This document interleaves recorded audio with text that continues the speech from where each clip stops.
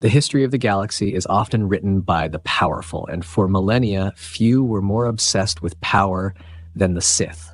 They are the galaxy's infamous masters of the dark side, architects of fear who built monstrous superweapons and commanded legions of twisted lifeforms. The Sith philosophy is brutally simple. If something can be dominated, it should be dominated. If it's powerful, it must be controlled. But there are forces in the galaxy that don't play by those rules. Forces of pure, ravenous hunger that you can't reason with, bargain with, or control. An evil so profound and utterly alien that when the ancient Sith first stumbled upon it, they didn't try to wield it.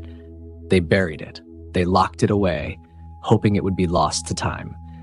This is the story of the one monster that even the Sith learned to fear. To understand an evil that could actually frighten the Sith, you first have to understand the sheer arrogance of their greatest champion, Darth Vader. Right after the Empire strikes back, Vader is a storm of pure rage.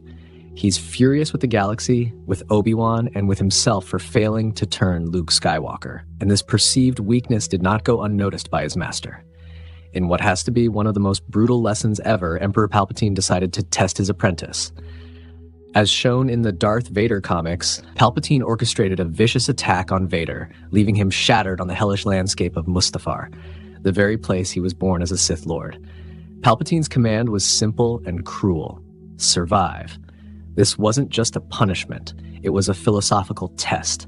Palpatine believed Vader's connection to Anakin Skywalker was a flaw that needed to be burned away, once and for all. Stripped of some of his limbs and with his suit badly damaged, Vader had to drag his broken body across Mustafar's black sands, patching himself up with scrap from old battle droids.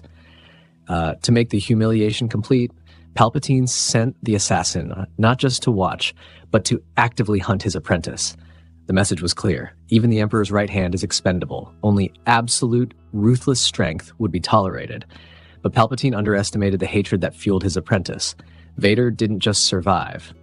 He adapted. He repaired his body into a crude, horrifying version of his armor and turned the tables on Ochi. During their confrontation, Ochi let slip a critical detail. The Emperor was building a new, secret power base. Suddenly consumed by a need to uncover his master's secrets, Vader's quest began. His journey led him to a strange being on Mustafar, the Eye of Webbish Bog. This massive, ancient creature, with a smaller spider-like being on its head, guarded a Sith wayfinder, a key to the greatest secret of the Sith Order, the hidden world of Exegol. The Eye presented the device to Vader, challenging him and questioning if his choices even mattered, if destiny was already written. With the Wayfinder, Vader's path took him into the dangerous Red Nebula. There, he faced a colossal, space-dwelling Leviathan, a creature related to the Summa Verminoth, sometimes called the Red Horror. Where a lesser being would have been destroyed, Vader saw an opportunity. He reached out with the dark side, not to kill the creature, but to dominate it, bending its will to his own.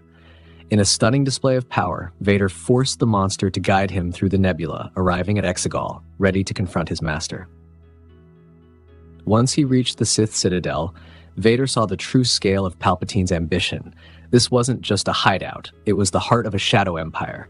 He saw cloning vats churning out unnatural creations, with some believing these were early experiments that would eventually lead to Snoke. He saw what appeared to be Luke Skywalker's severed hand from Bespin, preserved and ready to be used for its genetic material. And most terrifying of all, he saw the shipyards. He gazed upon the construction of a massive fleet of Star Destroyers, each one equipped with a planet-killing super laser, the beginnings of the Final Order. This was Palpatine's ultimate contingency plan to ensure his eternal reign. It was a vision of power so absolute that it finally seemed to extinguish Vader's rebellious spark.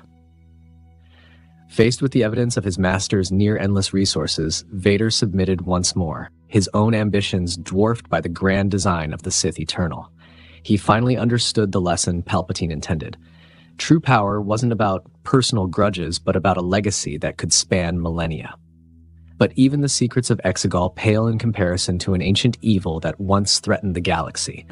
An evil that predates Palpatine and the rule of two and operates on a logic that even the most powerful Sith Lord couldn't grasp.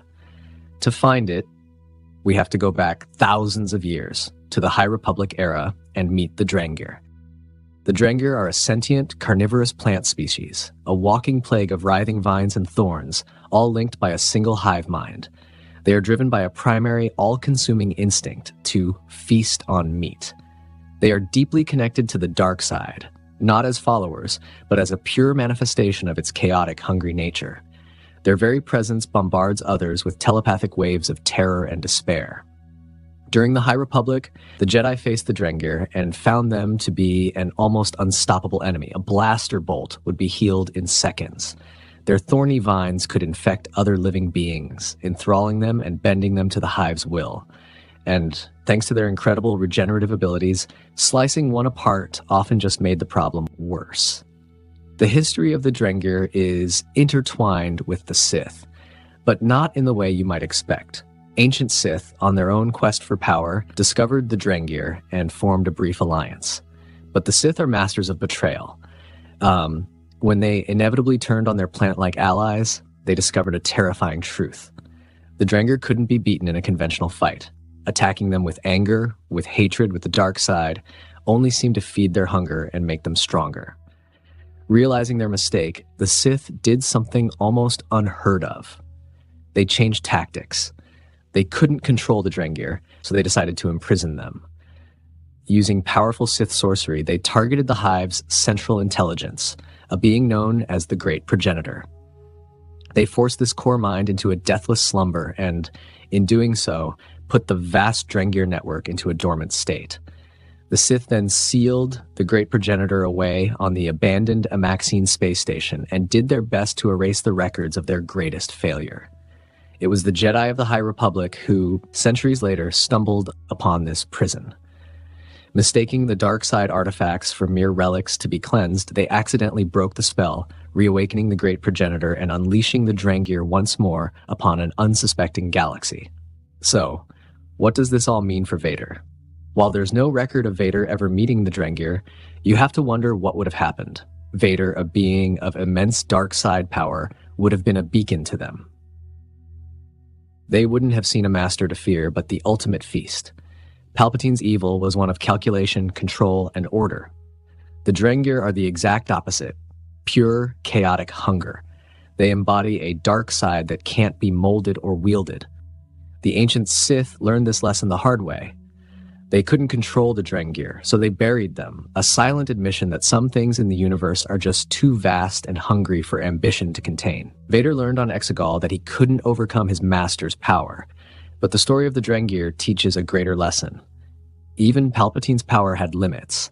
Unleashing a force like the Drengir wouldn't secure his rule. It would just end the galaxy, leaving nothing left to dominate. Some evils aren't meant to be weapons. Some monsters should stay buried. What do you think? Could a Sith Lord as powerful as Palpatine have found a way to control the Drengir, or would they have consumed him just like any other meal? Let me know your theories in the comments below.